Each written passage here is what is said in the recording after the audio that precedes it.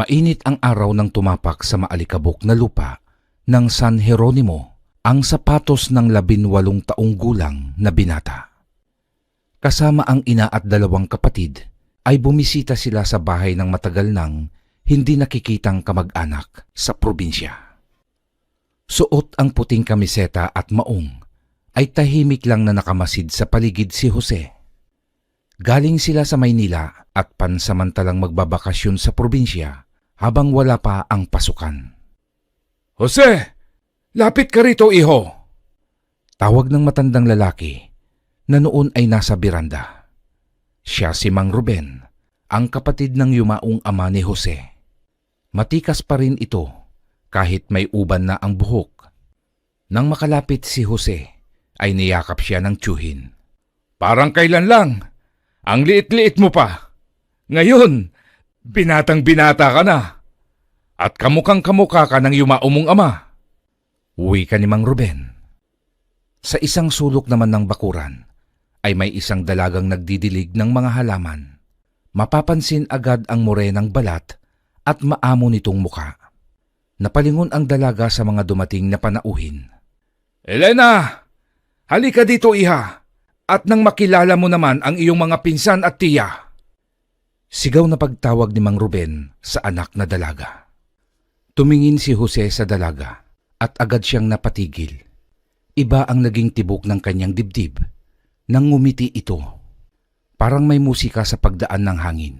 At sa halip na maramdaman ang dugo ng pagiging kamag-anak, ay tila ibang init ang dumaan sa kanyang katawan. Kumusta ka, Jose? Bati ni Elena. Sabay abot ng kanyang kamay. Kumusta rin? Mahinang tugon ni Jose habang nakatitig sa kanyang pinsan.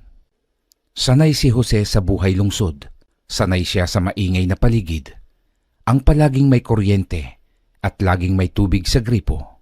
Pero sa San Jeronimo ay iba. Wala silang gripo. Kailangan nilang mag-igib ng tubig sa poso. Walang mapanoorang telebisyon at napakatahimik ng paligid. Pero hindi ito ramdam ng binata dahil kay Elena. Hindi ka ba napapagod, Jose? Tanong ni Elena habang nagbubuhat sila ng timba mula sa poso. Hindi, basta ikaw ang kasama ko. Sagot naman ni Jose sa pinsan. Nagkatinginan sila. Sandali lang yun, pero sapat na para gumapang ang init sa pagitan nila. Teka, ilang taong ka na ba ulit? 17. Ikaw? 18. Uy, sakto. Wala tayong agwat. Sabay silang tumawa, ngunit sa likod ng tawanan ay unti-unting tumitibok ang isang damdaming hindi nila maintindihan. Isang gabi ay nawalan ng kuryente sa baryo at ang baryo ay tila nalunod sa dilim. Ngunit sa gitna ng kadiliman ay may liwanag pa rin, ang apoy sa loob ng kanilang dibdib. Sa ilalim ng punong mangga ay lihim silang nagtagpo. Sa pagitan ng mga galaw ng dahon at ihip ng malamig na hangin ay naglapat ang kanilang mga labi. Magpinsan tayo, Jose. Nanginginig na bulong ni Elena. Pero hindi kita kayang layuan, Elena. Hindi ko kayang pigilan. Tugon ni Jose. At sa gabing iyon, pinili nilang itapon ang katotohanan. Sa halip ay sinamba nila ang kanilang mga damdamin. Isinuko ang sarili sa init ng pagnanasa. Sa dilim ng gabi, hindi dugo ang nanaig, kundi ang pagkasabik at doon nag-ugat ang isang lihim na magpapabago sa kanilang buhay. Mabilis na lumipas ang isang buwan at may napapansin na kakaiba si Elena sa kanyang sarili. Hindi na siya dinatnan ng buwanang dalaw. At hindi naman niya ito inilihim kay Jose. Jose, buntis yata ako. Ano? Paano mo nasabi? Madalas akong mahilo at nasusuka, saka hindi na ako nagkaroon. Anong gagawin natin, Jose? Natatakot ako. Tiyak magagalit ang ating mga magulang. At malaking kahihiyan ito. Huwag muna nating sabihin sa kanila. Sikapin muna nating ilihim. Pero hindi ito maitatago, Jose. Malalaman at malalaman nila ito. Basta, huwag ka munang maingay. Bigyan mo ako ng panahon para makapag-isip. Wika ni Jose na halata ang takot at pagkalito. Isang umaga ay nagulat na lamang si Elena nang sabihin ng kanyang ama na bumalik na sa Maynila si Jose. Ho, bakit hindi man lang nagsabi sa akin? Nagbilin naman at pinasasabi ngang kailangan na nilang bumalik ng Maynila. At may aasikasuhing importante ang tiya Adela mo. Abay, teka nga, bakit parang namumutla ka? May sakit ka ba? Ho, wala ho, tay. Sige ho, at kailangan ko pang maglaba sa ilog. Sigurado ka bang wala kang sakit? Oho, itay. Tugon ng dalaga at nagmadali na nga itong umalis sa harap ng ama. Mula noon, hindi na nagparamdam si Jose. Ni sulat ay hindi ito nagpadala kay Elena. Hanggang dumating ang araw na kinakatakutan ni Elena. Mukhang lumalaki yata ang tiyan mo, Elena. Magsabi ka nga ng totoo. Buntis ka ba? Hindi makakibo si Elena. Nanginginig ang kanyang tuhod. Nanatili siyang nakatayo habang nakatungo. Sumagot ka, Elena! Mariing utos ng kanyang ama. Opo, itay. Napasinghap si Mang Ruben at ang hawak nitong posporo at sigarilyo ay bigla na lamang tumilapon sa sahig. Diyos ko! At sino ang ama niyan? Tahimik si Elena. Sabihin mo! Huwag mong sabihing si Jose! At doon, sa unang pagkakataon, ay tuluyang bumagsak ang mga luha ni Elena. Hindi siya sumagot, ngunit sapat na ang kanyang katahimikan upang bumagsak ang langit sa kanilang bahay. Ano ang ginawa mo, Elena? Bakit ka pumatol sa pinsan mo? Malaking kasalanan ito sa mata ng Diyos. Galit na galit si Mang Ruben. Patawarin niyo ako, itay. Hindi po namin sinasadya. Nadala po kami sa tukso. Hindi sinasadya. Anak ng kapatid ko at anak ko. Magpinsan at may anak. Ano na lang ang sasabihin ng mga tao rito? Hindi nakasagot si Elena. Alam niyang hindi lang galit ang nasa tinig ng ama, kundi hiya. Hiya sa baryo, hiya sa lipunan, at hiya sa mga kamag-anak. Hindi nagtagal at kumalat na sa buong San Jeronimo ang balita. Kahit ang mga hindi nila kakilala ay may opinyon. Kahit ang simbahan ay tila umiiwas na sa tingin ng pamilya. Ay nako, yan na nga ba ang sinasabi ko eh. Yung masyadong pagiging malapit ng magpinsan ay may naaamoy akong hindi maganda. Dugo sa dugo? Di ba't kasalanan yan? Sakripisyo at sumpa ang katumbas niyan. Walang kaalam-alam ang mga daldalera na narinig pala ni Mang Ruben ang kanilang pag-uusap. Masakit mang marinig ang katotohanan, ngunit hindi pa rin kayang tiisin ng isang ama ang panglalait ng ibang tao sa kanyang anak.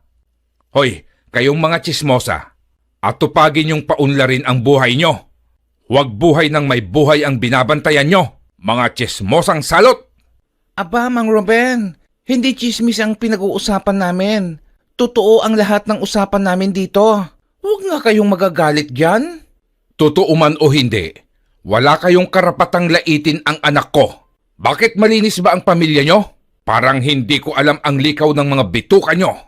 Ay naku mare, tara na nga. At baka madamay lang tayo sa kamalasan nila. Dumating ang 9 na buwan at sumapit na ang panganganak ni Elena. Sa isang gabing malakas ang buhos ng ulan, habang nangangalampag ang bubong ng luma nilang bahay, ay narinig ang unang iyak ng sanggol. Nanginginig ang mga kamay ng hilot. Wala ni isa sa loob ng silid ang nakangiti. Si Elena na may nanlalambot sa pagod at tila natulala sa hawak niyang sanggol. Hindi ito ang inaasahan niya. Hindi ito ang sanggol na pinangarap niyang yakapin. Itay, may kapansanan ba ang anak ko?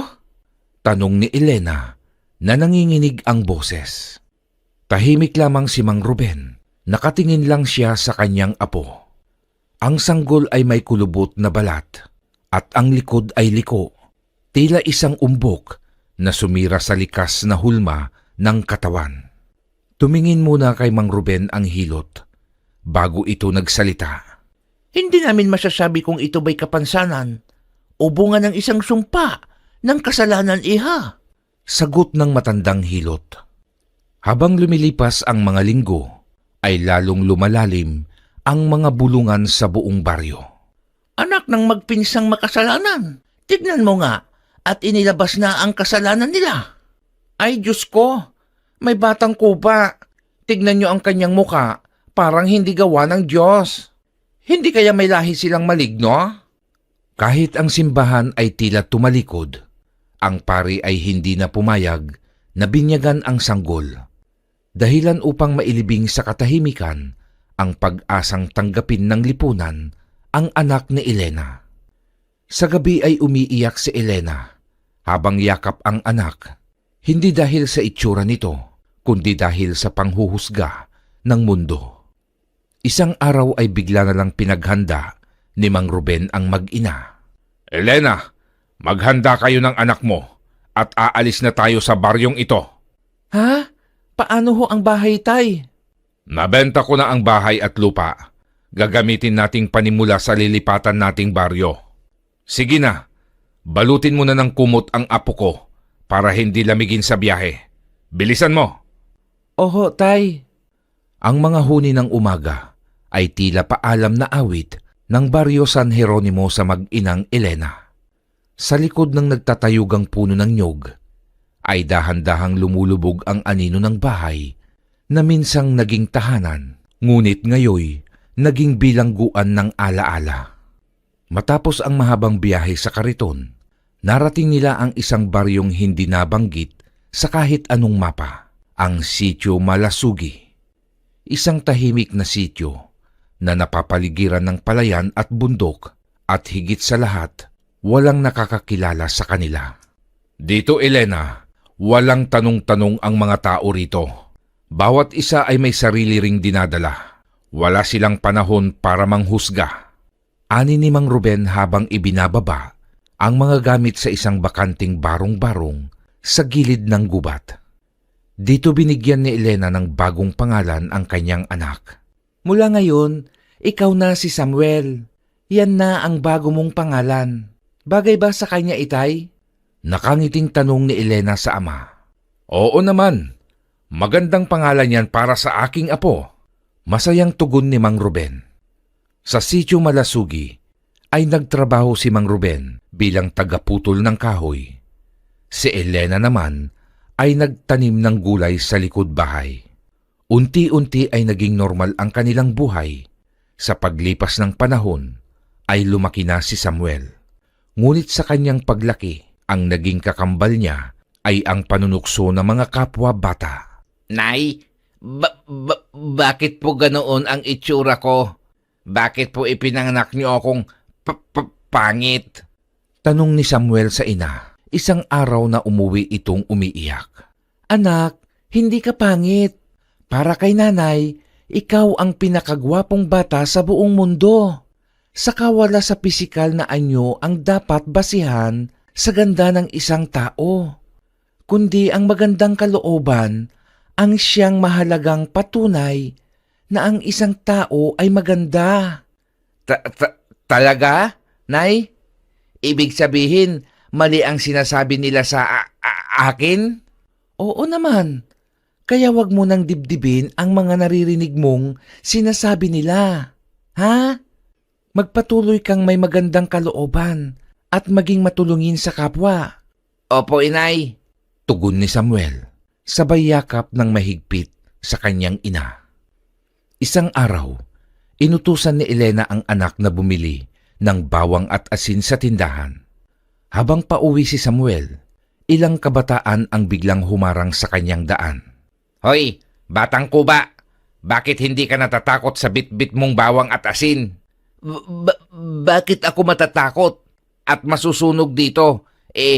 Gamit ito sa pagluluto. Kasi aswang ka, di ba? Dapat takot ka sa sariwang bawang at sa asin. Pwede bang lubayan nyo na ako? Ayaw ko ng away. Paraanin nyo na ako. Pakiusap. Sige, papadaanin ka na namin. Pero kailangan mo munang maligo ng asin at bawang. Uwi ka ng isa sa mga bata at agad nitong inagaw ang pinamiling bawang at asin ni Samuel. At mabilis nitong ibinuhos iyon kay Samuel. nang biglang may sumigaw. Hoy! Mga salbahe talaga kayo! Hindi naman kayo inaano niyan ah! Ako ang harapin niyo! Nako, si Dagul na pakialamero. Nandito na naman. Takbo na! Mabilis nang nagtakbuhan ang mga batang nambubuli kay Samuel.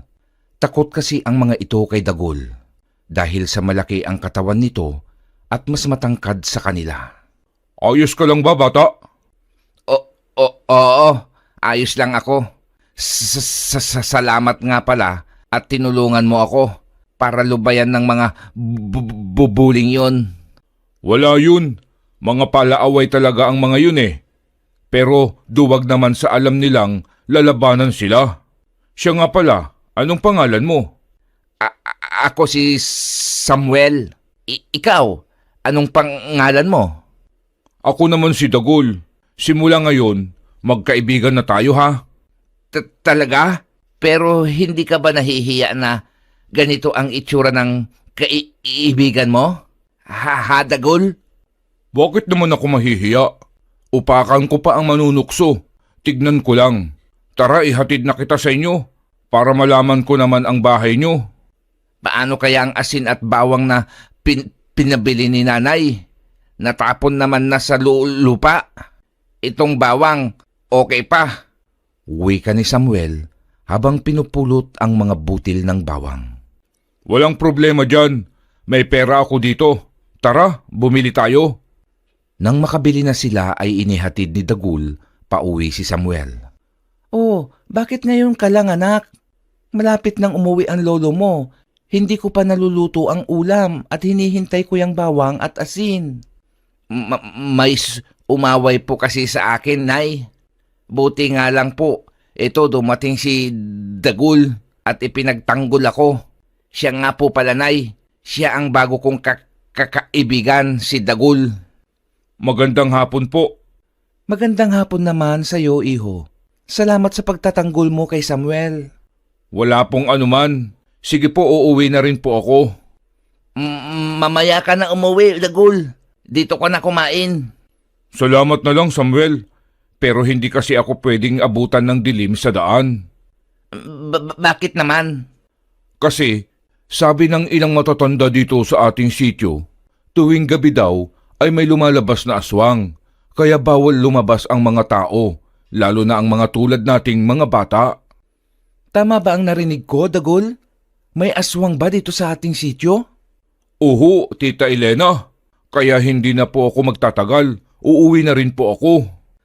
Ay, bigla naman akong kinilabutan. Siya, sige na pala, umuwi ka na habang may liwanag pa. Iingat ka, Dagul. Salamat, tropa. Sige po, Tita Elena.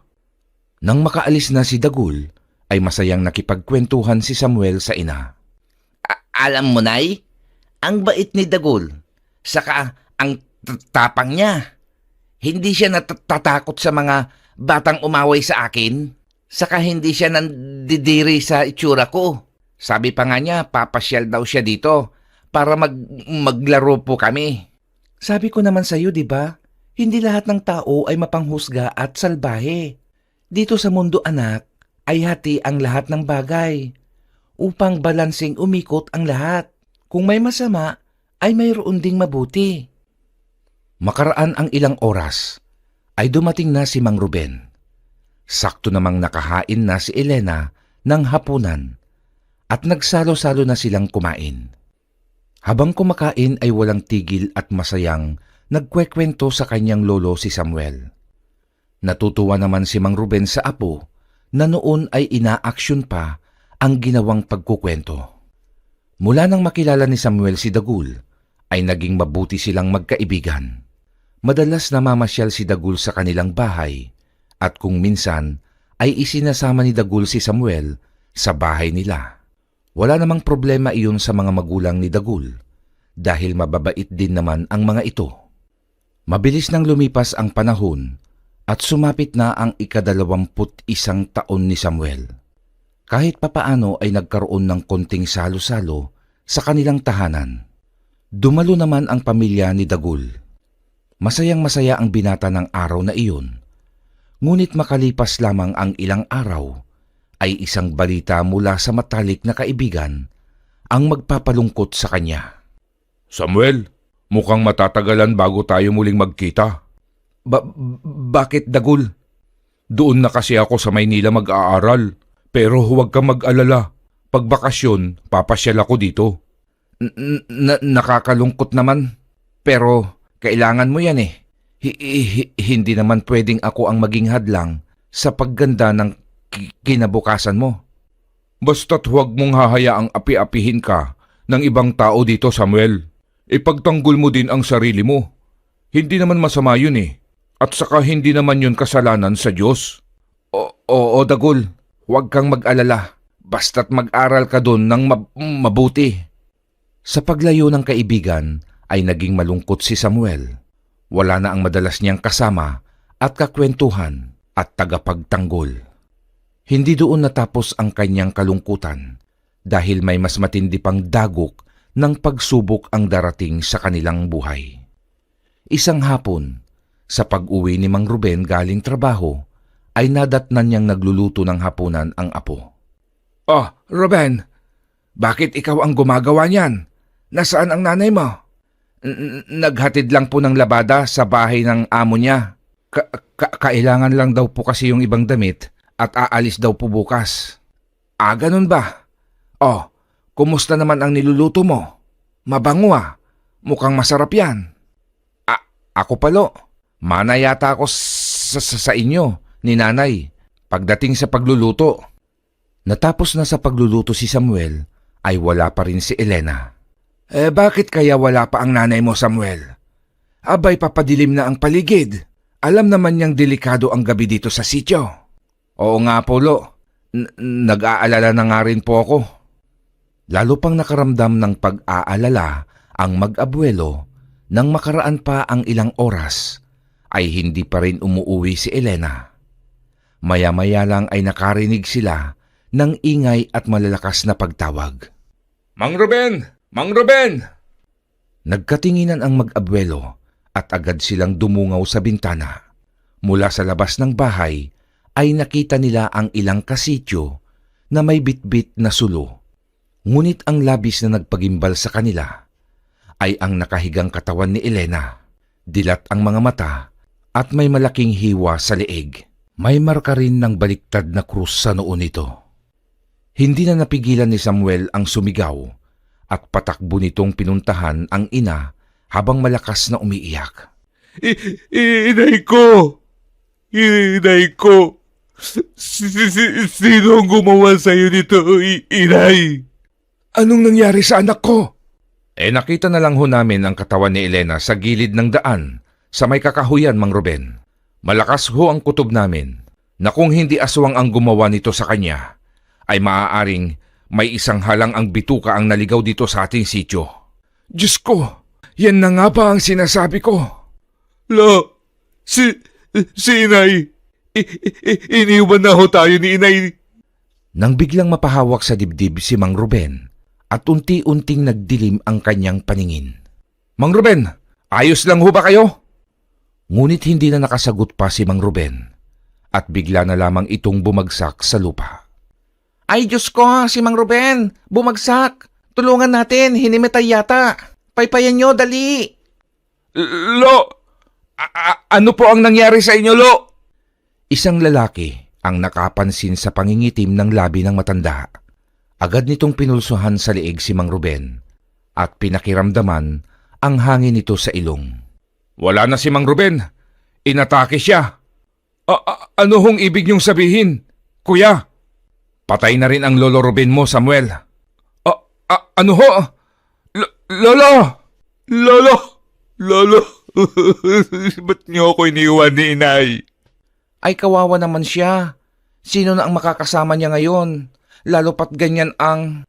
Hindi na naituloy ng bakla ang sasabihin nang biglang takpan ng isang lalaki ang bunganga nito at ininguso nito si Samuel.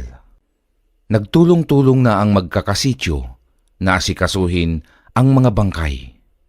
Matapos mailibing ang lolo at ina ni Samuel, ay mag-isa na itong namuhay. Lahat ng pwede niyang pagkakitaan ay ginagawa ni Samuel upang mabuhay. Nagtatanim siya ng gulay at inilalako ang ibang naaaning bunga. Nangangahoy siya upang ibenta. Naghahanap din siya ng mga taong magpapalinis ng bakuran. Sa ganung paraan ay nairaraos ni Samuel ang pang-araw-araw na pamumuhay.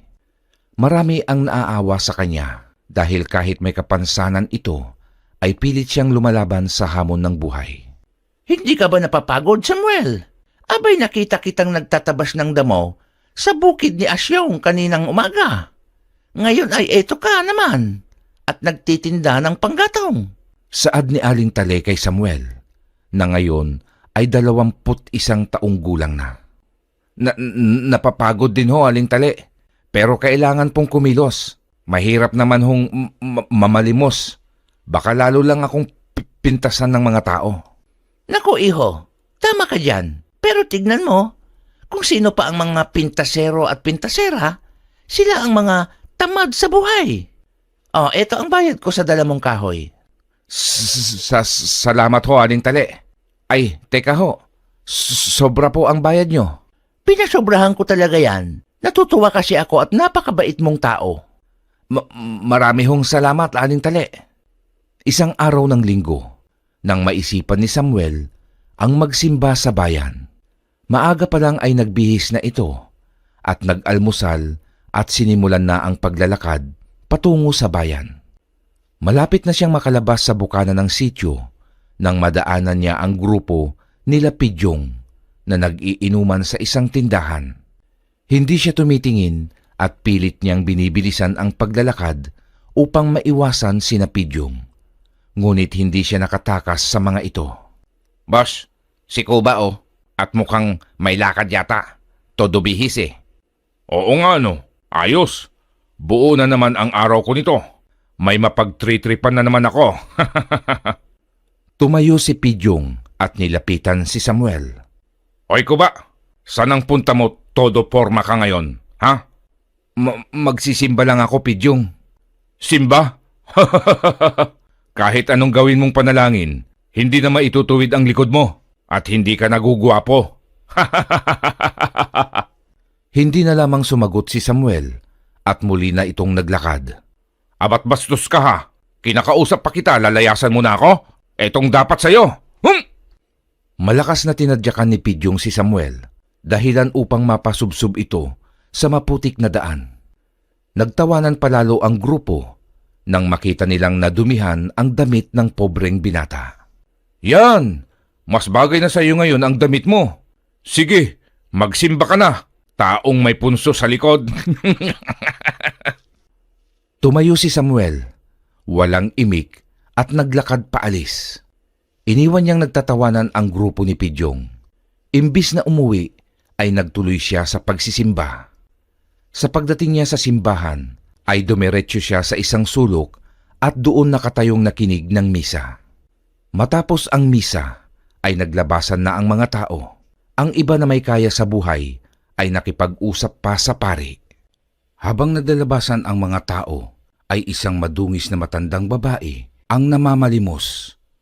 Ngunit imbis na bigyan iyon ng mga tao, ay iniiwasan pa ang matanda. Halatang nandidiri ang mga ito. Ang iba pa sa mga tao ay nagsasalita pa ng hindi maganda sa matanda. Nakita iyon ni Samuel, kaya nilapitan niya ito at inabutan ng konting bariyang meron siya sa bulsa. Nagpasalamat naman sa kanya ang matandang babae. Nang minsan muli siyang nagsimba, ay nakita niyang muli ang matandang babaeng namamalimos. Ngunit sa pagkakataong ito, ay may ilang kabataang pilit na inaagaw sa matanda ang isang lata kung saan nakalagay ang mga sentimong nalimos nito. Walang pagdadalawang isip na lumapit si Samuel at sinita ang mga kabataan. Hoy! Anong ginagawa nyo? Bakit nyo kinukuha ang pera ni Nanang? Sigaw ni Samuel.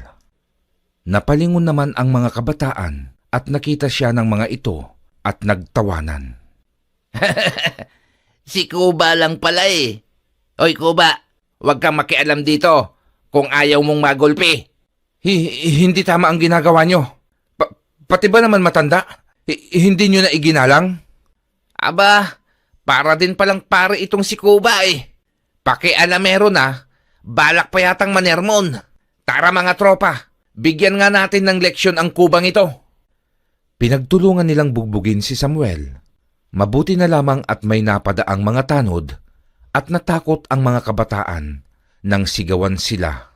Iniwan nila si Samuel na dumudugo ang nguso at kilay nito. Ayos ka lang ba? Pagtatanong ng tanod kay Samuel. Opo, marami pong salamat. Sige, umuwi ka na. Pasalamat ka at napadaan kami. Kung di, mas malala pa dyan ang aabutin mo sa mga batang yon. Mga luko-luko talaga sa lugar na ito ang mga batang yon. Pagdating ni Samuel sa bahay, ay diretso siyang nagtungo sa kanyang silid at nahiga siyang umiiyak.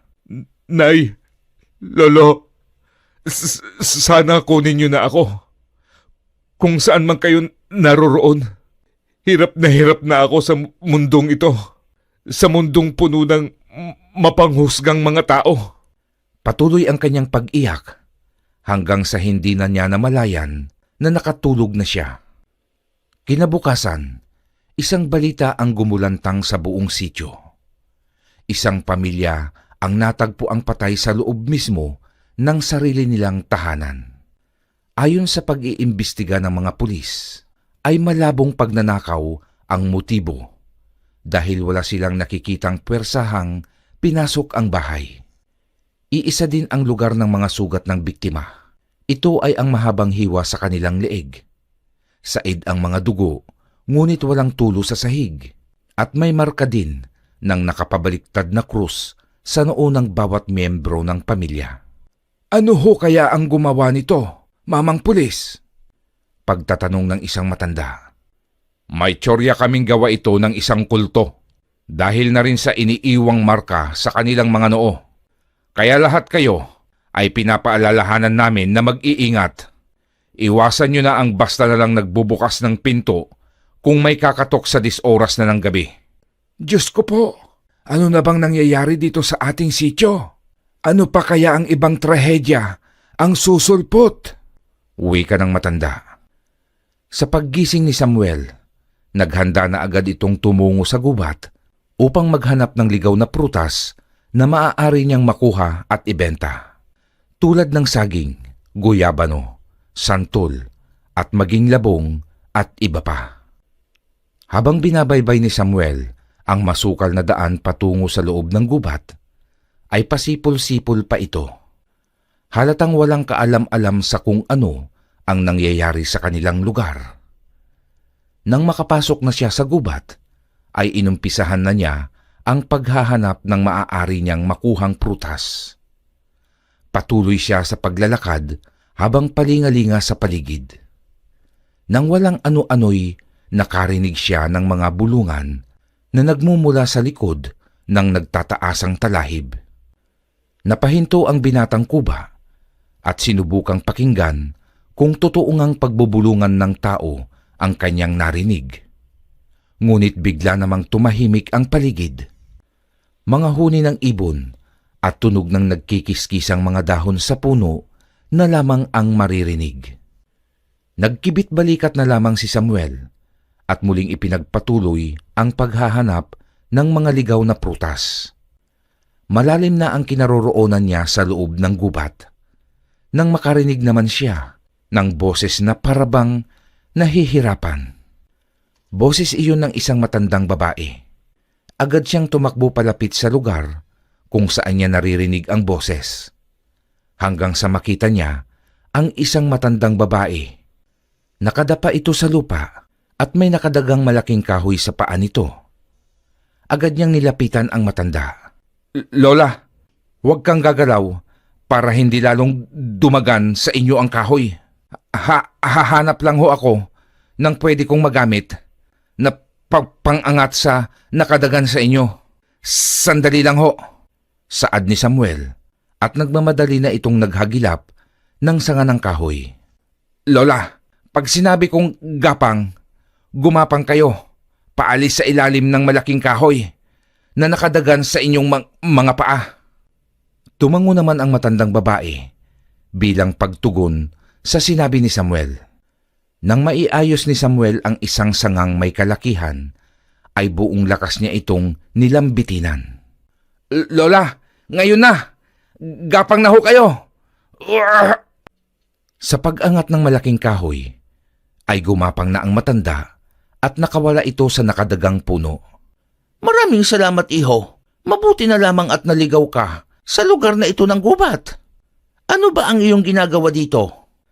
Naghahanap ho ako ng mga ligaw na bungang kahoy, Lola, para ho pangkain. At yung iba, ibebenta ko para pambili ko ho ng ibang pangangailangan.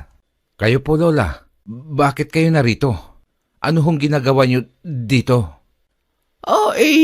Hinahanap ko kasi ang aking pusa. Kaso hindi ko na siya nakita. Siya nga pala, Samuel. Diretsuhin mo ang daan na ito at kumanan ka pagdating mo sa dulo. Doon ay marami akong nakitang prutas. Talaga ho? Sige po at pupuntahan ko. Ngunit sa paglingon ni Samuel sa matandang kausap, ay wala na ito. Nagtatakang napakamot ng ulo ang binata. Paanong nangyari yun? Nabigla na lang nawala ang matanda. Hindi kaya siya multo? Pero bakit siya naipit ng kahoy kung isa siyang multo? Bahala na. Hindi ko lang siguro napansin kung saan siya nagdumaan. Pupuntahan ko na lang ang sinabi niyang lugar na marami daw prutas. Bulong na lamang ni Samuel at naglakad na itong tinungo ang itinuro sa kanya ng matanda.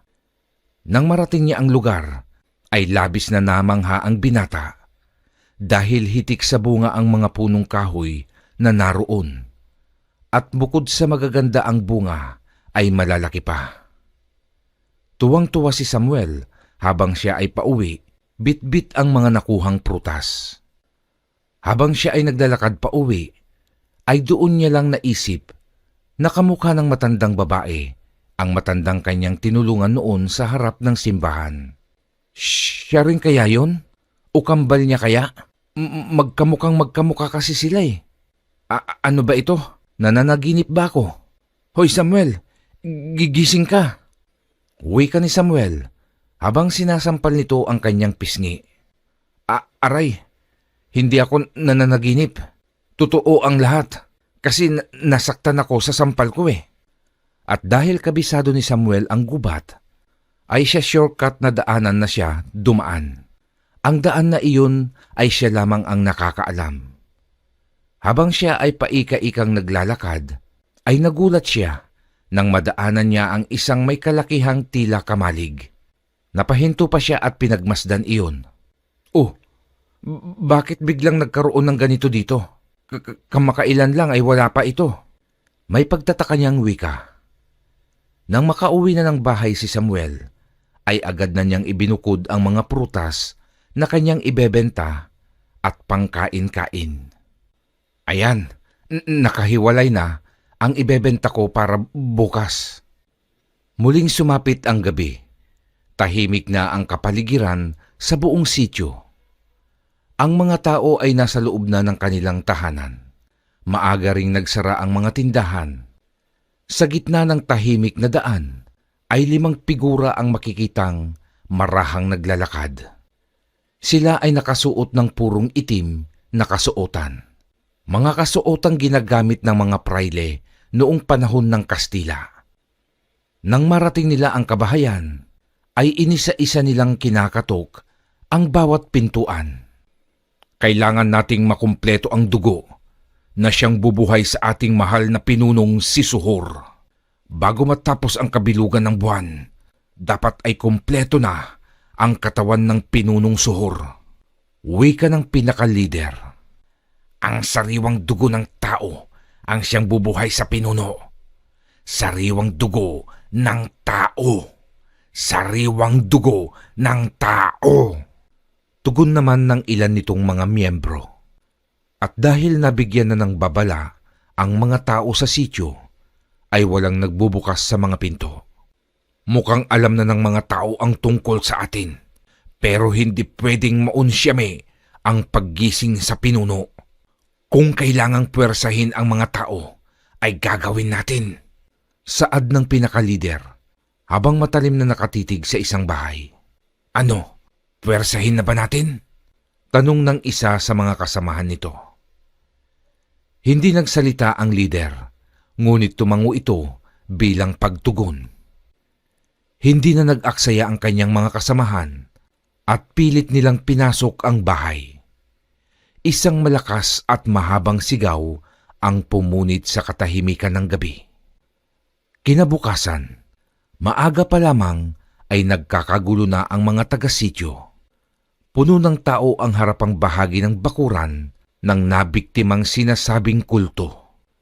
Tulad ng dati, may mahabang hiwa ang liig ng dalaga, said ang dugo at may ukit ng nakabaliktad na krus ang noo nito. Nang araw na iyon, ay makikita namang naglalakad ng paika-ika si Samuel habang bitbit ang isang basket na puno ng magagandang prutas. Napahinto siya sa tapat ng bahay at nagtatakang napatitig sa mga taong panay ang bulungan. Dahil sa kuryosidad, ay lumapit siya upang alamin kung ano ang kaganapan. At sa kanyang paglapit, ay nagtayuan ang kanyang mga balahibo sa katawan nang marinig ang kaawa-awang sinapit ng isang dalaga. Hindi na rin siya nagtagal doon. Kailangan kasi niyang ibenta ang dalang prutas para makabili siya ng kahit isang salop ng bigas at konting pang-ulam. Muli na siyang naglakad at nag-umpisang isigaw ang inilalako niyang prutas. Biglang napahinto si Samuel nang matanawan niyang makakasalubong niya ang grupo ng kababatang madalas mambuli sa kanya. Mabilis siyang pumihit patalikod. At nang akmana niyang ihahakbang ang kanyang paa, ay narinig niya ang isang malakas na pagtawag sa kanya ng mga buli. Hoy! Samuel Kuba! Huwag ka nang tumakbo! Oras na tumakbo ka, yari ka sa amin! Wika ni Luis, ang tumatayong lider ng mga buli. Nang makalapit sina Luis, Ayan, ganyan! Matuto kang sumunod. Ano ba yung laman ng bayong mo? Patingin nga! wika ni Luis at agad nitong hinablot ang bayong. Ibebenta ko ang mga yan, Luis. Pambili ko ng pagkain. Loko ka pala eh. Bakit? Anong palagay mo sa amin? Tulad mong walang pera? Ha? Uy, araw-araw kaming binibigyan ng pera ng mga magulang namin. Hindi tulad mong wala ng magulang na nag-aalaga. Sige mga tropa, pumili na kayo kung anong gusto nyo diyan sa mga prutas. Basta't babayaran nyo ha, Luis. Abat makulit ka rin, Kuba, ano? Alam mo, mabuti pa ay lumayo-layo ka ng konti sa amin. Nakakawalang gana sa pagkain ng mukha mo eh. Wika ni Luis at nagtawanan ang mga kasamahan niya. Bahagya namang lumayo si Samuel. Nang matapos makain ng grupo ang prutas na naibigan nila, ay mabilis nang nagtakbuhan ang mga ito at hindi binayaran si Samuel. Ilista mo na lang yan sa tubig. Goodbye, Kuba. Sigaw pa ni Luis habang papalayo. Hoy! Bumalik kayo rito. Mga siraulo talaga kayo. Sigaw ni Samuel at dinampot na nito ang basket na may laman pa namang prutas. Maluha-luha si Samuel habang naglalakad. Masama ang kanyang loob sa ginawa ng kanyang mga kababata sa kanya. Darating din ang araw na parurusahan kayo ng Diyos. Bulong na lamang ni Samuel. Sa mga oras na iyon, ay walang kaalam-alam si Samuel na pinagmamasdan siya ng matandang 2 beses na niyang natulungan. Habang naglalakad siya, ay biglang lumapit sa kanya ang isang magandang babae. Kuya, binebenta mo ba ang mga prutas? Tanong nito sa kanya. Natulala si Samuel nang makita ang babaeng nagtanong. Noon lang kasi siya nakakita ng sobrang gandang babae. Uy kuya, tinatanong ko kung ibinebenta mo ba ang mga prutas? Oo miss. Bibili ba kayo? Hindi ho. Wala ho akong pera. Pero gusto ko sana yung mangga. Parang ang sarap-sarap kasi. Pwede ho bang mahingi ko na lang yung isa? Naglilihi lang ho ako. Ganun ba? Oo naman. Walang problema. Mahirap naman kung hindi mo makakain ang gusto mo. Baka pumangit ang anak mo. Natawa ang babae sa sinabing iyon ni Samuel. Iniabot niya sa babae ang pinakamalaki at may pinakamakinis na balat ng mangga. Eto miss, yan ang pinakamagandang mangga. Para maganda ang iyong magiging anak.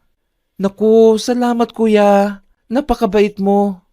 Uwi ka ng babae at nagpaalam na ito. Samantala, sa kagubatan ay patuloy ang pagdarasal ng mga kalalakihan sa loob ng isang malaking kubo.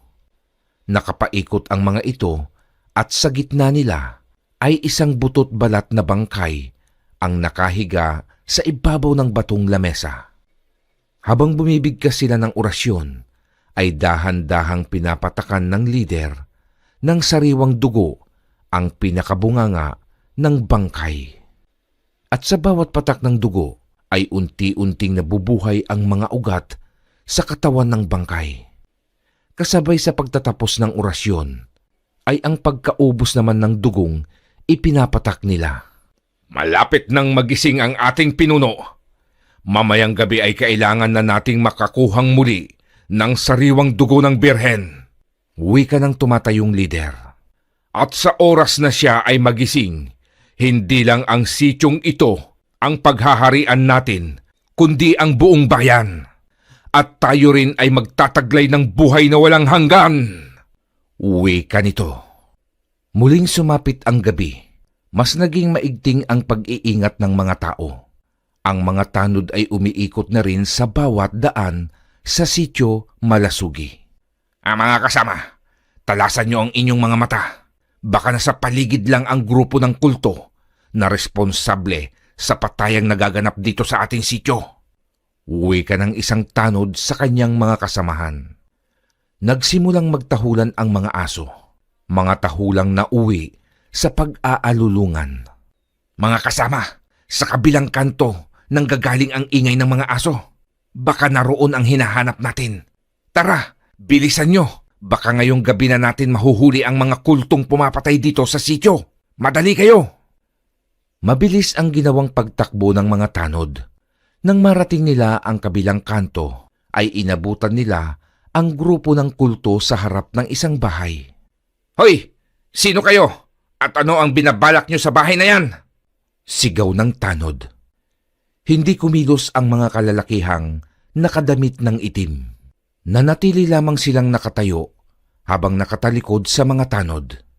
Sige mga kasama, damputin na natin ang mga ito at ikulong natin sa barangay at kinabukasan ay ililipat natin sa munisipyo. Hawak ang kanilang mga batuta ay nilapitan ng mga tanod ang 5 kalalakihan. Ngunit paglapit nila ay sabay-sabay na humarap ang mga ito, hawak ang matatalim nilang bolo at sa isang iglap agad nilang pinagtatatataga ang mga tanod. Ilang saglit lang at duguan ng nakahandusay sa lupa ang mga alagad ng sityo. Matapos mapas lang ng kulto ang mga tanod, ay puwersahan na nilang pinasok ang bahay ng kanilang bibiktimahin. Sa loob ng bahay ay sapilitan nilang inaagaw ang isang 15 anyos na dalaga. Ngunit lumalaban ang mga magulang nito. Sumisigaw sila at humihingi ng tulong, pero walang kapitbahay ang naglakas loob na sila ay saklolohan. At makaraan lang ang ilang sandali ay pumalit ang nakakabinging katahimikan. Sa wakas, ang panghuling dugo ng birhen ay nasa atin na. At ngayong gabi, ang pinunong si Suhor ay muli nang mabubuhay. Tara na mga kapatid, at gisingin na natin ang ating Panginoon. Ano kayang ingay yun? Ano kaya ang nangyayari? Tanong ni Samuel sa sarili habang nakatanaw sa mga kabahayan. Nang walang ano-ano'y nakakita siya ng liwanag na nagmumula sa kakahuyan. Nanlaki ang kirap na mata ng binata sa kanyang nakita. Akma na siyang papasok sa bahay nang tawagin siya ng isang tinig. Samuel! Saad ng tinig. Dahan-dahang lumingon si Samuel at laking gulat niya nang makita ang matandang madalas niyang tulungan. Nababalot iyon sa puting liwanag. "Huwag kang matakot, Samuel." Lola? Kayo ba yan? Patay na ba kayo? Bakit nagliliwanag ang katawan mo?" Dahan-dahang lumutang palapit sa kanya ang matanda. At habang lumalapit ito kay Samuel, ay unti-unting nagbabago ang anyo nito. Nang makalapit ito sa binatang nanginginig sa takot, ay isa na itong napakagandang babae. May pakpak ito na parang paru-paro at blande ang buhok na napapatungan ng tila gintong korona. "Isa kang diwata?" "Oo, Samuel. Matagal na kitang sinusubaybayan at sinusubukan. Hindi ako nagkamali sa iyo. Ikaw ang taong kailangan ng sityong ito upang maging tagapagligtas." Hindi ko po maunawaan ang ibig niyong sabihin." "Ikaw ang napili upang maging tagapagtanggol. Ikaw ang aking bibigyan ng isang kapangyarihan upang puksain ang paparating na kampon ng dilim." "Paano? Sa kalagayan kong ito?" "Tanggapin mo ang maskarang ito." Ano ang gagawin ko dito?" "Sa tuwing suot mo ang maskara, ay magkakaroon ka ng kapangyarihan. Magbabago ang iyong anyo na kahit sino ay hindi ka makikilala. Gamitin mo ang maskara upang lipulin ng mga masasama. At ito si Tikatok, ang kabayong makakasama mo. Lalabas lang siya pag suot mo ang maskara." Napalingon si Samuel sa itinuturo ng diwata at nakita niya ang isang napakagandang kabayo. Matingkad ang kulay itim nitong balat at gintong buhok sa ulo at batok. Pero, ngunit sa muling paglingon ni Samuel sa diwata, ay wala na ito sa kanyang harapan. Ang diwata ay mabilis nang naglaho. Habang pinagmamasdan ni Samuel ang maskara sa kanyang kamay, ay bigla siyang nakarinig ng malalakas na pag-alulong ng mga aso. Kasabay nun ay ang malamig na simoy ng hangin na nagmumula sa gubat. Nagmadali nang pumasok ng bahay ang binata. Nang nasa loob na siya ng bahay, ay muli niyang pinagmasdan ang hawak na maskara. Isa iyong itim na maskara na gawa sa balat ng hayop, at naalala niya ang sinabi ng nakausap na diwata. Sinubukang isuot iyon ni Samuel, at paglapat ng maskara sa kanyang muka ay biglang nagbago ang kanyang anyo. Nawala ang bukol sa kanyang likod. Nagkaroon siya ng kakaibang kasuotan na sa pagkawari ni Samuel ay gawa pa ang tela at disenyo sa ibang lugar. Agad siyang humarap sa maliit na salamin na nakadikit sa dingding, at laking gulat niya sa nakitang pagbabago ng kanyang itsura. Natuwa man si Samuel ay nanaig pa rin ang kanyang takot. Agad niyang hinubad ang maskara at itinago sa loob ng isang lumang aparador at nahiga na sa kanyang papag. Habang nakahiga ay iniisip niya kung totoo nga ba ang lahat ng yun. Hanggang sa di niya namalayang nakatulog na pala siya. Kinabukasan, habang naglalakad patungo sa bahay ng isang kasityo na magpapalinis ng bakuran, ay isang bahay muli ang nakita niyang puno ng tao ang bakuran, at mababakas ang takot sa muka ng mga taong naroon. Lumapit siya at nakiosyoso. Doon niya napag-alaman na isang dalagita na naman ang pinatay ng sinasabing kulto. Napaantanda si Samuel at agad na ring umalis. Pagdating ni Samuel sa bahay ni Mang Asyong, "Oh, nandito ka na pala, Samuel." wika ni Mang Asyong. "Oho, Mang Asyong, siya nga ho pala. Nadaanan ko ang bahay nila, Aling Cora, at nakita kong namatay ang anak nilang dalaga." "Oo, Nabiktima nung sinasabi nilang kulto. Ay nako, nakakatakot ang grupong iyon. Kaya ikaw, Samuel, mag-iingat ka. Lalo't mag-isa ka lang sa iyong bahay at malayo ka sa mga kapitbahay. Sana naman kasi ay may dumating na isang taong tutulong sa atin. Yung taong kayang puksain ang grupong iyon. Bakit ho? Hindi ba kaya ng mga pulis na puksain ang kulto? Kaya naman. Pero hindi naman sila kumikilos.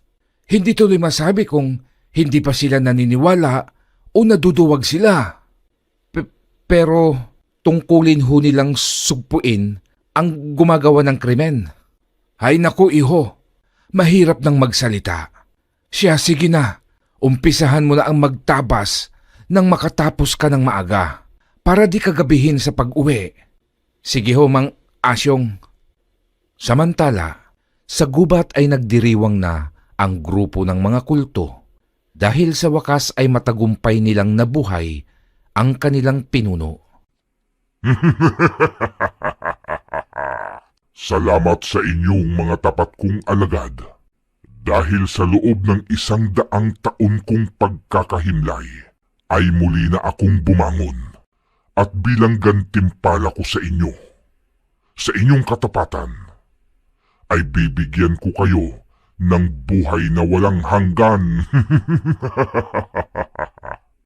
Uwi ka ni Suhor na ikinatuwa naman ng kanyang mga alagad.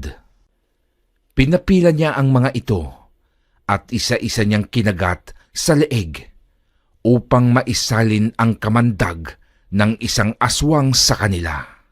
Ngayong ganap na kayong kauri ko, ay humanda kayo at mamayang gabi, kayo ay magpapakasaya sa sariwang dugo ng mga tao.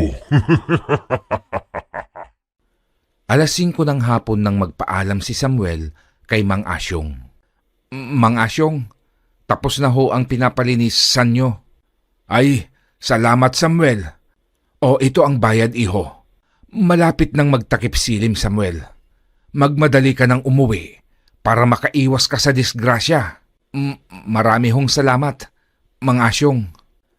Dahil may kalayuan ang lokasyon ng bahay ni Samuel at may kabagalan din sa paglalakad ang binata, ay inabot ito ng takip silim sa daan. Habang binabaybay niya ang mabato, maalikabok at madamong daan, ay napansin niya sa kalayuan ang grupo ng kalalakihang naglalakad pasalubong sa kanya. Baka sila ang napapabalitang kulto. Mahinang wika ni Samuel. Agad siyang pumasok sa makakapal at matataas na talahib sa gilid ng daan at doon siya nagkubli. Habang hinihintay ni Samuel ang pagdaan ng mga kalalakihan, ay napansin ng binata ang biglaan at maraming pagbabago sa paligid.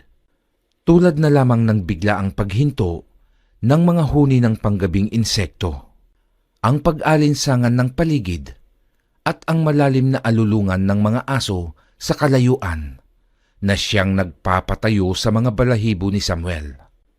Sa pagdaan ng grupo sa tapat ng pinagtataguan ng binata, ay dinig niya ang mahina nilang boses na parang nagdarasal. Ngunit hindi pamilyar kay Samuel ang bawat katagang lumalabas sa kanilang mga bibig. At dahil sa uri ng kanilang kasuotan, ay tanging ang kamay lang ng mga ito ang nakita ni Samuel. Nagtaka pa ang binata dahil napansin niyang hindi normal ang kulay ng kanilang balat. Bukod sa maputla ang mga ito, ay may pagkaberde iyon at parang may pinong kaliskis din siyang napansin. Napatakip siya ng bibig habang nanlalaki ang kanyang mga matang nakatitig sa dumadaang kalalakihan. Nanatiling tahimik si Samuel sa kanyang pinagkukublihan. Nang sa tansya niyang malayo na ang mga iyon, ay dahan-dahan siyang lumabas mula sa talahiban. Nang makitang wala na nga ang grupo, ay mabilis na siyang kumaripas ng pagtakbo pauwi. Hindi pa siya nakakalayo nang marinig niya ang malalakas na sigawan sa mga kabahayan sa sityo. Saglit siyang napahinto habang pinapakinggan ang nakakakilabot na hiyawan. Diyos ko, ano kaya ang nangyayari? Bulong ng binata at mabilis na muli siyang tumakbo. Nang makarating siya sa kanyang bahay, ay mabilis niyang isinara ang mga bintana at pinto ng munti niyang dampa. Nagtalukbong siya agad ng kumot sa loob ng kanyang silid. Nasa ganun siyang sitwasyon nang marinig niya ang isang pamilyar na tinig. Samuel, kailangan ka ng iyong mga kasityo. Huwag mong ipagkait sa kanila ang tulong. Hindi ko kayang maging bayani. Pasensya na po kayo, Diwata. Hindi ko kaya. Iba na lang ang piliin nyo. Ngunit ikaw ang nagtataglay ng katangiang kailangan ng maskara, Samuel. Ikaw ang itinakda ng panahon. Huwag mong hayaang manaig ang kasamaan. Pawisang napabalingkwas ng bangon si Samuel at pagtingin niya sa paligid ng kanyang silid, ay nakita niyang sumisilip na ang liwanag ng araw sa maliliit na butas ng dingding. Nagkaroon ng kalituhan ang binata. Hindi niya maintindihan kung isa lang bang panaginip ang lahat o isang katotohanang pilit niyang tinatakasan. Upang makasiguro ay dali-dali siyang nagtungo sa sityo at sa kanyang pagdating ay nadatnan niya ang ilang pamilyang nagluluksa. Mga magulang na nawalan ng anak at mga batang nawalan ng magulang. Ang mga bulungan ng tao na nagsasabing dinukot ng halimaw ang kanilang sanggol at dalagang anak ay tila barenang bumabaon sa magkabilang tenga ni Samuel. Ang mga bangkay na dugo ang nakahandusay sa lupa ay parang matutulis na kukong bumabaon sa kanyang dibdib. Ang mga eksena sa paligid ay naging kasangkapan upang manariwa sa kanyang alaala ang sinapit ng pinakamamahal niyang ina na naging dahilan din ng kamatayan ng kanyang abuelo. Malungkot na umuwi si Samuel, bitbit ang pag-uusig ng kanyang konsensya. At sa kanyang isip, isang kataga ang paulit-ulit na bumubulong. Duwag ka, Samuel, duwag ka. Sa muling paglatag ng dilim sa sitio Malasugi, ay iisang takot ang bumabalot sa bawat residente ng sitio. Ang takot sa anino ng kamatayan na gumagapang at kumakatok sa bawat pintuan ng kabahayan. Ang tunog ng bawat orasan ay tila bangungot na umaalingaw-ngaw sa katahimikan ng gabi. Hanggang sa isang nakakakilabot na alulong mula sa masukal na gubat, ang tila bumasag sa katahimikan ng paligid. Kasunod ng umaalingaw-ngaw na alulong ay ang mabilis na tunog ng dumadagundong na yabag. Ang mga tunog na iyon ay iisa lamang ang kahulugan para sa mga taong nakatira sa sitio Malasugi. Ito ay ang paparating na kamatayan. Nag-umpisang bumulong ng panalangin ang bawat magulang habang mahigpit nilang yakap-yakap ang kanilang mga supling. Ang iba ay nanginginig ang mga kamay habang mahigpit na hawak ang gulok na kumikislap ang talim. Mga magulang na handang ibuwis ang kanilang buhay para sa kaligtasan ng kanilang mga anak. Muling pumailan lang sa dilim ang alulong ng isang nilalang na tila nagbibigay hudyat sa mga papasugod na kampon ng kadiliman. Kasabay ng alulong na iyon ay ang pag-alingaw-ngaw ng huni ng isang mandirigmang kabayo. Hiya! Bilisan natin, Tikatok, bago pa mag-umpisang manalasa ang mga aswang sa sityo. Hiya! Nang gabing iyon ay hindi na sigawan ng nahihirapang tao ang maririnig sa sityo Malasugi, kundi atungal at angil ng mga aswang na pilit nilalabanan ang isang maskaradong tagapagligtas. Ang takot ng tao ay napalitan ng pagtataka at halos sabay-sabay na sumilip upang masaksihan ang nangyayari sa labas ng kanilang tahanan. Mula sa liwanag ng buwan ay kitang-kita nila Ang isang lalaking nakasakay sa kabayo at matapang na lumalaban sa mga aswang. Ang matalim nitong espada ay walang kahirap-hirap na pinuputol ang leeg ng aswang na tinatamaan. May mga kamay na lumilipad sa ere at mga ulong gumugulong sa lupa. Sa gitna ng mainit na labanan ay 2 aswang ang nagpasyang tumakas. Kailangang malaman ito ni Pinuno ang tungkol sa maskarado dahil isa siyang hadlang sa plano ng Pinunong Suhor. Ilang sandali pa ang lumipas at humupa na ang ingay. Nagkalat sa daan ang putol-putol na katawan ng mga aswang. Ipinapangako ko, simula ngayong gabi, wala ng tao ang masasaktan sa Sitio Malasugi. Wika ni Samuel sa kanyang isip. Tara na tikatok, hiya!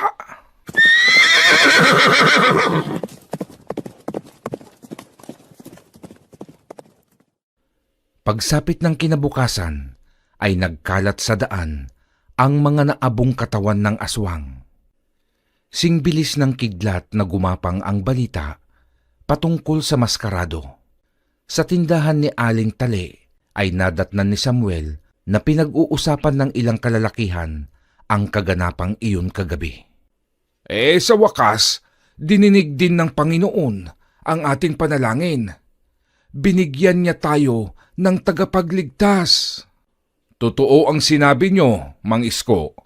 Ngayong may isang maskaradong lalaban sa mga aswang, ay magiging ligtas na ang mga tao dito sa sityo, lalong-lalo na ang mga bata. Pero sino kaya ang misteryosong lalaki ang nasa likod ng maskarang iyon? O Mang Isko, bakit kayo nakatingin kay Samuel? Malabo namang si Samuel yung maskarado dahil diretso ang likod nun. Si Samuel na naman ang nakita nyo. Nananahimik yung tao. Kaya pinaparusahan tayo dahil sa mga ganyang pag-uugali. Biro lang naman ho yun, Aling Tale. Di ba, Samuel? Tumango naman ang binata at ngumiti. Sabay umalis na rin matapos makuha ang bayad ni Aling Tale sa kahoy na inihatid niya. Pinunong Suhor, isang misteryosong mandirigma ang biglang sumulpot at nagiging hadlang sa ating misyon na palaganapin ang kasamaan at padamihin ang ating uri. At sino ang pangahas na yun? Wala pong nakakakilala sa kanya dahil nakatago siya sa isang maskara. Kung sino man siya, ay kailangan niyo siyang burahin sa ating landas. Matagal kong hinintay ang muling pagkabuhay. Hindi ako papayag na mabaliwala lahat ang ating pagod dahil lamang sa isang maskarado. Nagpatuloy ang pagbabantay at pakikipaglaban ni Samuel sa mga aswang bilang isang maskarado. Walang ordinaryong aswang ang kayang tapatan ang kanyang kapangyarihang nagmumula sa maskara. At dahil sa dami ng aswang na nalagas, ay napilitang magpalamig ang mga kampon ng dilim sa pananalakay sa Sitio Malasugi. Dumayo ang mga ito sa mga karatig na sityo upang doon maghasik ng lagim at kumuha ng bago nilang magiging kauri. Babalikan natin ang maskarado sa oras na handa na tayo. Sa ngayon ay puntiryahin muna natin ang mga lugar na mahihina. Lipulin niyo ang malalakas at dalhin sa akin upang maisalin sa kanila ang aking kamandag, ang kamandag ng isang aswang. Pansamantalang naging payapa ang bawat gabi sa Sitio Malasugi. Walang aswang ang sumasalakay tuwing lumalatag ang dilim. Dito naman naharap ni Samuel na turuan ng leksyon ang mga binata at kabataang pasaway sa lipunan. Ang grupo ni Luis at Pidyong na siyang responsable sa mga kaguluhan sa sityo tuwing nalalasing ang mga ito. Ang ginagawa nilang pangungutong at pambubuli sa mga mas mahihina sa kanila ay sinupil ni Samuel. Maawa ka sa amin, maskarado. Ipinapangako ko, magbabago na kami. Siguruhin nyo, dahil lagi akong nakabantay sa bawat kilos nyo. At upang magtanda kayo, ay ilalagay ko ang tatak ko sa inyo. Gamit ang tulis ng kanyang espada, ay iniukit ni Samuel ang letter S sa dibdib ng bawat binata. Matapos siya sa grupo ni Luis, ay isinunod naman nito si Napidyong. At tulad sa grupo ni Luis, nangako din ang mga ito ng pagbabago at tinatakan din sila ni Samuel. Ang tatak na yan ay magsisilbing paalala na sa oras na gumawa kayo ng kalokohan ay nandito lamang ako. Wika ni Samuel. Matapos ang pagdidisiplina sa mga binatang pasaway, ay umalis na si Samuel. Habang papaalis ang binata, ay natatawa ito dahil nakita niya kung papaano ang takot sa mga muka nang madalas mangbuli sa kanya noong isa pa lamang siyang ordinaryong tao. Isang araw, isang matandang lalaki ang dumating sa sityo at sa tindahan ni Aling Tale kung saan nagkakaumpukan ang ilang kalalakihan ay nagmamakaawa ito. Parang awa niyo na mga Ginoo. Sabihin niyo sa akin kung saan matatagpuan ang taong tagapagligtas. Nabalitaan namin na dito lang siya naglalagi sa sityo Malasugi. Balot na ng kadiliman ang aming sityo. Laganap ang kasamaan ng mga aswang sa aming lugar. Kung magtatagal pa, ay mauubos na kami. Pasensya na ho kayo, Tatang. Hindi rin ho namin kilala ang misteryosong tagapagligtas. Wala ho ni isa ang nakakakilala sa kanya. Wika ng isang binata sa matanda. Ang tagapagligtas ay bigla na lamang sumusulpot. Wika naman ni Mang Isko. Ang usapang iyon ay narinig ni Samuel. Kasalukuyan niyang isinasalansan ang biniling kahoy ni Aling Tale ng mga sandaling iyon. Humanda kayo dahil kung saan kayo naroroon ay susundan ko kayo. Bulong ni Samuel sa sarili. Ang pamamayagpag ng mga aswang sa lugar na inaakala nilang mahina ay muling pinigilan ni Samuel. Dinayo niya ang mga sityo at pinaslang ang mga aswang na naghahasik ng lagim. Mas tumindi ang galit ni Suhor nang malaman iyon. Talagang kinakalaban ako ng maskaradong iyon. Sige, pagbibigyan ko siya. Ako mismo ang haharap sa kanya upang tapusin ang kanyang buhay. Bumalik sina Suhor sa sityo Malasugi. Habang tahimik na nagpapahinga ang mga tao, ay binigla nila ang pagsalakay.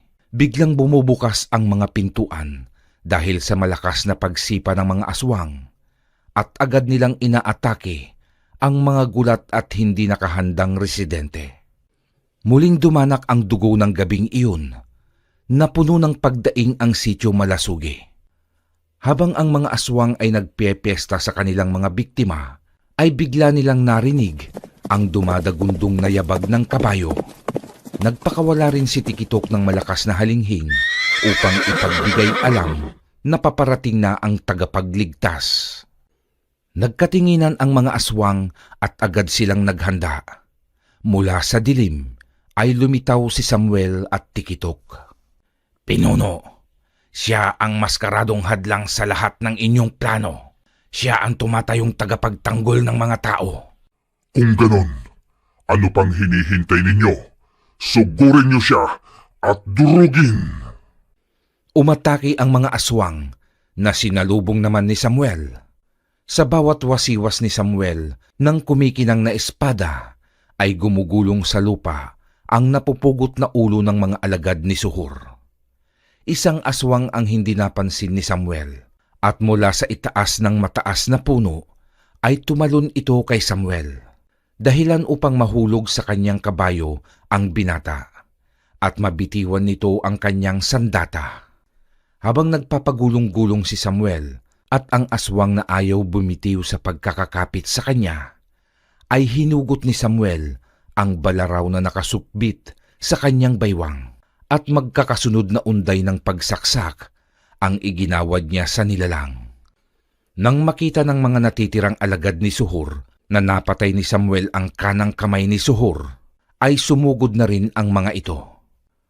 Ngunit hindi sila umubra sa bilis at lakas na taglay ni Samuel. Isa-isang pinabagsak ni Samuel ang mga alagad ni Suhor, gamit lamang ang balaraw.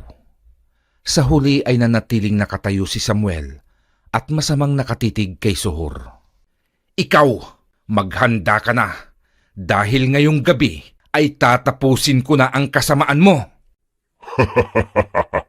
Baka inaakala mong tinayuan ako ng balahibo sa pinamalas mong lakas at tapang binata. Nagkakamali ka. Mga pipitsugin lamang na mga aswang ang napatumba mo.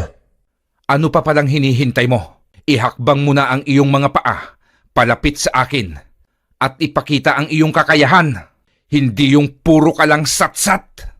Abat talagang gusto mo akong subukan? Eto ang sayo. Sinugod ni Suhor si Samuel at nagsimula ang matinding labanan ng kabutihan at kasamaan. Parehong mabilis na nakakaiwas sa bawat malalakas na suntok ang dalawa, hanggang matsyempohan ni Suhor si Samuel at dumapo sa dibdib ng binata ang malabatong kamay ng aswang. Napaatras ng isang dipa si Samuel at napaluhod siya sa lupa. Ano ka ngayon? Akala mo ay uubra ka sa tulad kong pinuno ng kadiliman? Tumayo ka dyan! Tumayo si Samuel at pinahid ang dugo sa kanyang labi. Nagbigay siya ng pagngisi, sabay ang mabilis na atake kay Suhor. Tila isang ipo-ipong umiikot si Samuel at animo kidlat ang kanyang bilis. Sa kabila ng matalas na paningin ni Suhor, ay hindi niya magawang masundan ang kilos ni Samuel. At sa bawat pagdikit ni Samuel kay Suhor, ay isang malalim na sugat ang kanyang iniiwan. Ito ay para sa mga inosenteng tao na iyong binibiktima. At isang sugat sa tiyan ni Suhor ang iginawad ni Samuel. Para sa mga batang walang awa niyong kinikitilan ng buhay. At isang hiwa sa dibdib ang tinanggap ni Suhor. At ito ay para sa aking lolo Ruben. Napasa po si Suhor sa leeg upang pigilan ang sumisirit na dugo. Huminto si Samuel sa harapan ni Suhor. Nakatitig siya sa nanlalaking mata ng aswang. Handa ka na bang tanggapin ang para sa aking ina? Ang babaeng nagsakripisyo at nagbigay ng tunay na pagmamahal sa akin? Walang hiya ka! Sino ka? Ngumiti si Samuel at nagwika. Alam kong hindi ikaw ang pumatay sa kanya. Ngunit ikaw ang dahilan para siya ay paslangin ng iyong alagad. Kailangan ng mapalaya ang mga tao sa tulad mong halimaw. Tanggapin mo ito! Itinarak ni Samuel ang balaraw sa ilalim ng baba ni Suhor na tumagos sa bunbunan ng pinunong aswang. Bumagsak sa lupa si Suhor at unti-unti na itong nilamon ng baga kasabay ng kanyang mga alagad. Matapos ang nakakapagod at madugong sagupaan, ay tinawag ni Samuel si Tikatok. Habang sumasakay siya sa kabayo, ay naglabasan naman ang mga tao. Tuwang-tuwa ang mga ito at nagpasalamat sa binatang maskarado na kanilang tagapagligtas. Ginoo, maaari ba naming malaman kung sino ang aming tagapagligtas? Tanong ni Mang Isko. Tumitig si Samuel at nagwika. Tawagin niyo na lamang ako bilang alias Zorro. Tugon ni Samuel at mabilis na nitong pinatakbo paalis si Tikatok.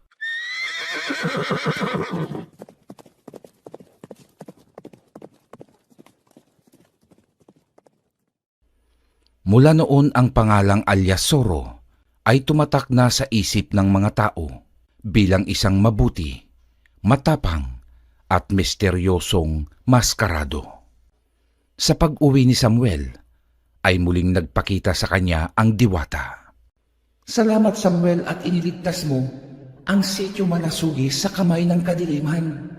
Salamat din po mahal na diwata sa pagtitiwala niyo sa akin at sa pagkakaloob ng maskarang ito.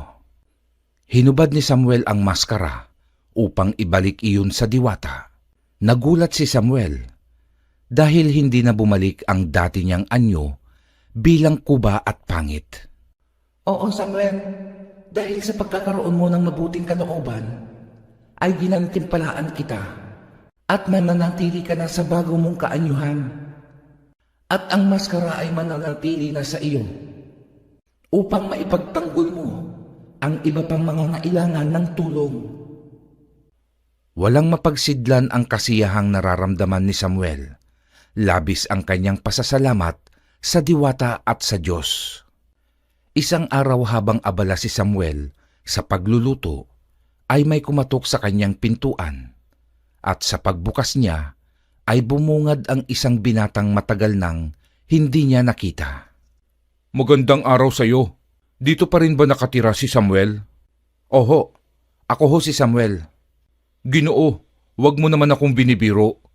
Hindi yan ang itsura ng aking kaibigan. Dagul, ikaw na ba yan? Ikaw ba yan, Samuel? Anong nangyari at... Mahabang kwento pare. Mabuti pa'y pumasok ka na muna at magkwentuhan tayo habang kumakain. Dahil mahabang istorya ang lahat. Wakas.